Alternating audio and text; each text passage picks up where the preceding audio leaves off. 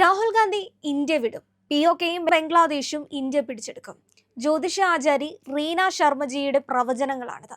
ഇതിനു മുൻപും റീന ശർമ്മജി കുറേയധികം പ്രവചനങ്ങൾ നടത്തിയിട്ടുണ്ട്. ബംഗാളിൽ മമതാ ബാനർജി 8 നിലയിൽ പൊട്ടുമെന്നും തമിഴ്നാട്ടിൽ CM ആകാൻ പോകുന്നത് വിജയാകും എന്നും തുടങ്ങിയ നിരവധി പ്രവചനങ്ങൾ ഇതൊക്കെ ഫലിച്ചിട്ടുമുണ്ട്. ഈ ഒരു പ്രവചനത്തിനോടൊപ്പം കുറച്ചധികം പ്രവചനങ്ങൾ കൂടി റീന ശർമ്മ നടത്തുന്നുണ്ട് FBയിലൂടെ. അതുകൂടെ നമുക്കൊന്ന് പരിശോധിക്കാം. എന്താണ് ഈ ഒരു പ്രവചനങ്ങളൊക്കെ ഫലിക്കുമോ, എന്തൊക്കെയാണ് ഇതിന്റെ ബാക്കി പ്രവചനങ്ങൾ എന്നൊക്കെ നോക്കാം. രാഹുൽ ഗാന്ധി ഇന്ത്യ വിടുമെന്ന് തന്നെയാണ് ഒന്നാമത്തെ പ്രവചനം പറയുന്നത്. അതുപോലെ തന്നെ ഇന്ത്യയോട് മാപ്പ് പറഞ്ഞിട്ടായിരിക്കും അദ്ദേഹം പോകുന്നത്. സ്വർണ്ണവില, ഭൂമിവില 2 ഇരട്ടിയാകുമെന്ന് പറയുന്നുണ്ട്. ട്രംപ് അവസാന US പ്രസിഡന്റ് ആയിരിക്കും. അമേരിക്ക തകരും. ബംഗ്ലാദേശും POKയും ഇന്ത്യ പിടിച്ചെടുക്കും. ഇതുപോലെ തന്നെ ഇതിനു മുൻപ് 8 മാസങ്ങൾക്ക് മുൻപായിരുന്നു മമതാ ബാനർജി ബംഗാളിൽ തോറ്റുപോകുന്നുവെന്നും 8 നിലയിൽ പൊട്ടുമെന്നുമുള്ള പ്രവചനവും അതോടൊപ്പം തന്നെ വിജയ് CM ആവുമെന്നും 8 മാസങ്ങൾക്ക് മുമ്പായിരുന്നു റീന ശർമ്മ പ്രവചിച്ചിട്ടുണ്ടായിരുന്നത്. ഇതുപോലെ തന്നെ 2025 ഇവർ പറഞ്ഞിട്ടുള്ള ഒരു വിഷയമായിരുന്നു. 2026 ആകുമ്പോഴേക്കും നരേന്ദ്രമോദിയുടെ വളർച്ച കൂടുതൽ ശക്തനായ ഒരു ഭരണാധികാരിയായിട്ട് തന്നെ മാറുമെന്ന് അവർ പറഞ്ഞിട്ടുണ്ടായിരുന്നു. അതുപോലെ തന്നെ 2029 വരെ പ്രൈം മിനിസ്റ്ററായിട്ട്, പ്രധാനമന്ത്രിയായിട്ട് നരേന്ദ്രമോദി തന്നെ ആയിരിക്കും ഉണ്ടാവുക എന്നൊരു പ്രവചനം കൂടെ ഉണ്ടായിരുന്നു. പിന്നീട് പറയുന്നത് UN-ൽ വിറ്റോ പവർ കിട്ടുമെന്നും ആ ഒരു പ്രവചനത്തിൽ പറയുന്നു. സ്വർണ്ണക്കിളി എന്ന് അറിയപ്പെടുന്ന UN-ൽ വിറ്റോ പവർ കിട്ടുമെന്നും റീന ശർമ്മ പറയുന്നുണ്ടായിരുന്നു. 2029 ജൂൺ മാസത്തിന് മുൻപ്. ഇനി എപ്പോഴാണ് ഈ രാഹുൽ ഗാന്ധി ഇന്ത്യ വിടുക എന്ന് ചോദിച്ചു കഴിഞ്ഞാൽ 2029 വരെ നമ്മുടെ പ്രധാനമന്ത്രിയായിട്ട് നരേന്ദ്രമോദി തുടരും. ആ ഒരു സമയത്ത് 2029 ജൂൺ മാസം മുൻപ് രാഹുൽ ഗാന്ധി ഇന്ത്യയോട് മാപ്പ് പറഞ്ഞിട്ട് ഇന്ത്യ വിടുമെന്നാണ് ഈ ഒരു പ്രവചനത്തിൽ പറയുന്നത്. പിന്നീട് പറയുന്നത് അമേരിക്ക പിളരുമെന്ന് പറയുന്നുണ്ട്. ട്രംപ് അവസാന പ്രസിഡന്റ് ആയിരിക്കും. ഇതിന്റെ ഒരു കാലാവധി പറയുന്നത് 2027 ജൂണിന് മുൻപ് ഇത് സംഭവിക്കും. അമേരിക്ക പിളരും. ട്രംപ് ആയിരിക്കും അമേരിക്കയുടെ അവസാന പ്രസിഡന്റ്. സ്വർണത്തിന്റെയും ഭൂമിയുടെയും വില കുതിച്ചുയരും. സ്വർണത്തിന് അടുത്ത വർഷം ജൂൺ മുതൽ പവന് 2.5 ലക്ഷം രൂപയായിരിക്കും. ഭൂമി വില കുതിച്ചുയരും. 2014 മുൻപ് ഉയർന്നതുപോലെ. അപ്പൊ അത്രയ്ക്കും അതിൻ്റെതായിട്ടുള്ള ഇപ്പോൾ ഒരു 1.5 ലക്ഷം 1 ലക്ഷം രൂപയൊക്കെ ആണെങ്കിൽ അടുത്ത വർഷം, ഇത് 2027 പറയുന്നത്, 2027 ആകുമ്പോഴേക്കും പവന് 2.5 ലക്ഷം രൂപയായിരിക്കും. സ്വർണത്തിനും അതുപോലെ തന്നെ ഭൂമി വിലയും അതുപോലെ തന്നെ കുതിച്ചുയരുമെന്നാണ് ഈ ഒരു പ്രവചനത്തിൽ പറയുന്നത്. പിന്നീട് അവസാന പ്രവചനമാണ് POKയും ബംഗ്ലാദേശും ഇന്ത്യ പിടിച്ചെടുക്കുമെന്ന്. നമുക്കറിയാം, ആ രാജ്യങ്ങൾ ദുർബലമായിക്കൊണ്ടിരിക്കുകയാണ്. POKയും നല്ല രീതിയിൽ പ്രശ്നങ്ങൾ നിലനിൽക്കുന്നുണ്ട്. ബംഗ്ലാദേശിലും പ്രശ്നങ്ങൾ നിലനിൽക്കുന്നുണ്ട്. അവിടുത്തെ സാമ്പത്തിക സ്ഥിതി വളരെ മോശമാണ്. അതുപോലെ തന്നെ പ്രക്ഷോഭങ്ങൾ നിലനിൽക്കുന്നുണ്ട്, പ്രതിഷേധങ്ങൾ നിലനിൽക്കുന്നുണ്ട്.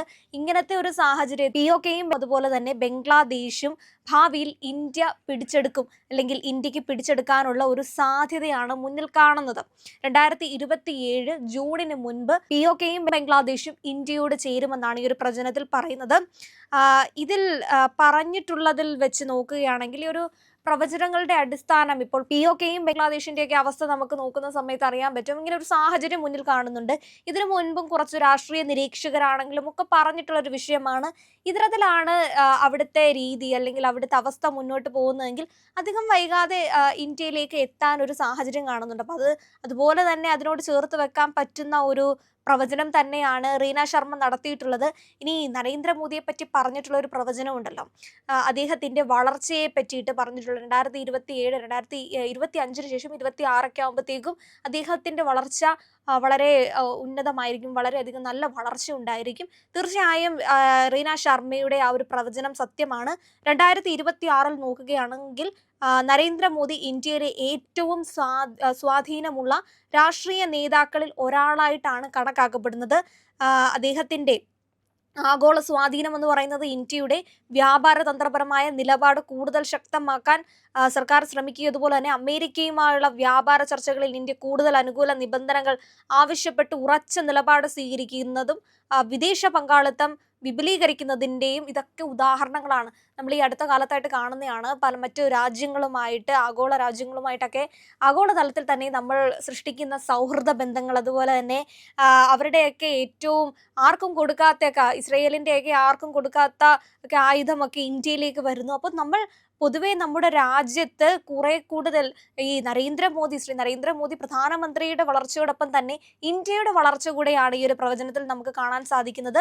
2026 പ്രധാന വളർച്ചകളാണ്, ദേശീയ തീരുമാനങ്ങൾ. അതും ഈ ഒരു സ്വാധീനത്തിൽ പറയുന്നുണ്ട്. ഈ വിദേശ നയം, പ്രതിരോധം, സാമ്പത്തിക നയം, അടിസ്ഥാന സൗകര്യ വികസനം തുടങ്ങി പ്രധാന മേഖലകളിൽ അദ്ദേഹത്തിന്റെ സർക്കാർ നിർണായക തീരുമാനങ്ങൾ കൈക്കൊണ്ടു.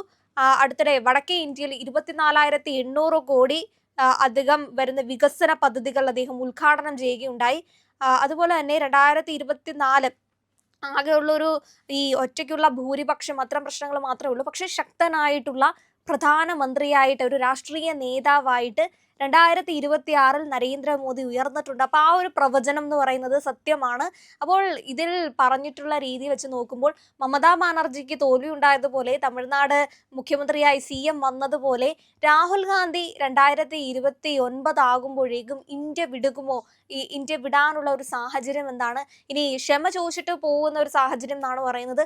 അപ്പോൾ അതിലേക്കൊക്കെയാണ് കടക്കുന്നത്. ഈ ഒരു പ്രവചനം സത്യമാകും. ഇതുപോലെ പറഞ്ഞിട്ടുള്ള റീന ശർമ്മയുടെ പ്രവചനങ്ങളൊക്കെ ഫലിച്ചിട്ടുണ്ട്. അതൊക്കെ അങ്ങനെ തന്നെയാണ് നടന്നിട്ടുള്ളത്. അപ്പോൾ POKയും ബംഗ്ലാദേശിന്റെയും കാര്യത്തിൽ ഏകദേശം നമുക്ക് ഒരു ധാരണയുണ്ട്. അതൊക്കെ തന്നെ ആയിരിക്കും സംഭവിക്കാൻ പോകുന്നത്. കാരണം നിലനിൽപ്പില്ലാതെ പോകുമ്പോഴേക്കും ശക്തമായ ഒരു രാജ്യത്തിന്റെ പിടിയിൽ, അല്ലെങ്കിൽ ശക്തമായ ഒരു രാജ്യത്തിന്റെ കീഴിലേക്ക് മറ്റ് ചെറു രാജ്യങ്ങൾ വരിക എന്ന് പറയുന്നത് ഒരു സ്വാഭാവികമായിട്ടുള്ള കാര്യങ്ങളാണ്. പക്ഷെ അതിന് ഒരുപാട് കാര്യങ്ങൾ നമ്മൾ മുന്നിൽ കാണുന്നുണ്ട്. കാരണം ആ ഒരു രാജ്യത്തെ അല്ലെങ്കിൽ ആ ചെറു രാജ്യങ്ങളെ നമ്മുടെ അടുത്തേക്ക് വരുന്ന സമയത്ത് നമ്മുടെ ഭാരതീയർക്ക് എന്തെങ്കിലും പ്രശ്നം നിലനിൽക്കുന്നുണ്ടോ, നമുക്ക് മറ്റെന്തെങ്കിലും പ്രശ്നങ്ങളൊക്കെ അതുകൊണ്ട് അഭിമുഖീകരിക്കേണ്ടി വരും, ഇതൊക്കെ പരിശോധിച്ചിട്ടായിരിക്കും, കുറച്ച് കാലങ്ങൾ എടുത്തിട്ടായിരിക്കും. റീന ശർമ്മ പറയുന്നത് പോലെ തന്നെ കുറച്ച് കാലതാമസം ഉണ്ടാവുമായിരിക്കും. എന്നാലും POKയും ബംഗ്ലാദേശിന്റെയും ഇത് ദീർഘവീക്ഷണമായിട്ട് തന്നെ നമുക്ക് കണക്കാക്കാൻ പറ്റും. അതിന്റെ ഒരു സാഹചര്യം മുന്നിൽ കാണുന്നുണ്ട്. അപ്പൊ ഇത് വരുമ്പോഴേക്കും ഇന്ത്യ എന്ന് പറയുന്നത് വലിയൊരു ശക്തിയായിട്ട് മാറുമെന്നാണ് ഈ പ്രവചനങ്ങളിലൊക്കെ നമുക്ക് കാണാൻ സാധിക്കുന്നത്. ഇനി US അവസ്ഥ എന്ന് പറയുന്നത് ചിലപ്പോൾ ഈ ഇസ്രയേൽ, ഇറാൻ, US ഇത്തരം പ്രശ്നങ്ങളൊക്കെ നിലനിൽക്കുന്നത് കൊണ്ട് തന്നെ ആയിരിക്കാം ഈ ഒരു പ്രവചനത്തിനും ഒരു പ്രാധാന്യമുള്ളത്. കാരണം US അവസാന പ്രസിഡന്റായിട്ട് ട്രംപ് മാറുമെന്നും അമേരിക്ക പിളരുമെന്നും പറയുമ്പോൾ അമേരിക്കയുടെ നിലവിലെ അവസ്ഥ എന്ന് പറയുന്നത് അത്ര അങ്ങ് ശോഭമായിട്ടുള്ള രീതിയിലൊന്നുമല്ല മുന്നോട്ട് പോയിക്കൊണ്ടിരിക്കുന്ന. ഒരുപാട് പ്രശ്നങ്ങൾ, നയതന്ത്ര പ്രശ്നങ്ങളും അങ്ങനെ ഒരുപാട് പ്രശ്നങ്ങളൊക്കെ അമേരിക്കയിൽ നിലനിൽക്കുന്നുണ്ട്. അപ്പോൾ അത്തരമൊരു നിലനിൽപ്പിലൂടെ പോകുന്ന സ്ഥിതിക്ക് US ഈ ഒരു പ്രവചനത്തിന് അല്പം പ്രാധാന്യമുണ്ട്. ട്രംപിന്റെ പല തീരുമാനങ്ങളും അങ്ങ് അമേരിക്കയ്ക്ക്, അല്ലെങ്കിൽ അമേരിക്കയ്ക്ക് മാത്രമല്ല മറ്റ് ഈ അമേരിക്കയുമായി ചേർന്ന് നിൽക്കുന്ന രാജ്യങ്ങൾക്ക് പോലും അത്ര അങ്ങ് ഇഷ്ടപ്പെടുന്ന രീതിയിലുള്ള, അല്ലെങ്കിൽ സഹകരിച്ചു പോകാൻ പറ്റുന്ന രീതിയിലുള്ള തീരുമാനങ്ങളല്ലാത്തതുകൊണ്ട്, അതുകൊണ്ട് തന്നെ അമേരിക്കയെ പോലൊരു വൻ ശക്തിയെ താഴ്ത്തി, അല്ലെങ്കിൽ അമേരിക്കയെ പിളർത്താൻ സാധിച്ചു കഴിഞ്ഞാൽ ഉയർന്നു വരാൻ സാധിക്കുന്ന ഒരുപാട് ലോകരാജ്യങ്ങൾ നിലനിൽക്കുന്നുണ്ട്. അപ്പോൾ അങ്ങനെ ഒരു രീതി, അല്ലെങ്കിൽ ഈ പ്രവചനത്തിന്റെ അതിലും ഒരു സാധ്യത നമുക്ക് കാണാൻ സാധിക്കുന്നുണ്ട്. അപ്പോൾ ഈ 26 ഇതുവരെ പറഞ്ഞതൊക്കെ ശരിയായിട്ട് വന്നു, നരേന്ദ്രമോദിയുടെ വരെ പറഞ്ഞിട്ടുള്ളത് കറക്റ്റായിട്ട് വന്നു.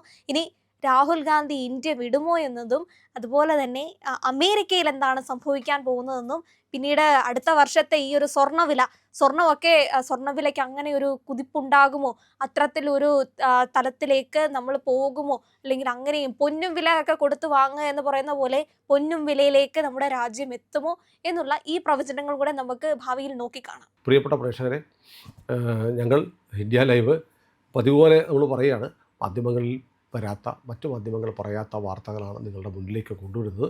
ഇത് പറയാൻ ഞങ്ങൾക്ക് പ്രേരണയും ശക്തിയും നിങ്ങളാണ്. നിങ്ങൾ ഞങ്ങളുടെ കൂടെ ഉണ്ടാവണം. ഞങ്ങളുടെ ചാനൽ സബ്സ്ക്രൈബ് ചെയ്യണം. നമുക്കൊരു ചാനൽ കൂടിയുണ്ട്, C4N മലയാളം. അപ്പോൾ ആ ചാനലും കൂടി ഒന്ന് സബ്സ്ക്രൈബ് ചെയ്യണം. ഇന്ത്യ ലൈവ് ഉറപ്പായിട്ടും ചെയ്യണം. C4N കൂടെ, C4N, C എന്ന് പറഞ്ഞാൽ ക്രെഡിബിൾ, ഫോർ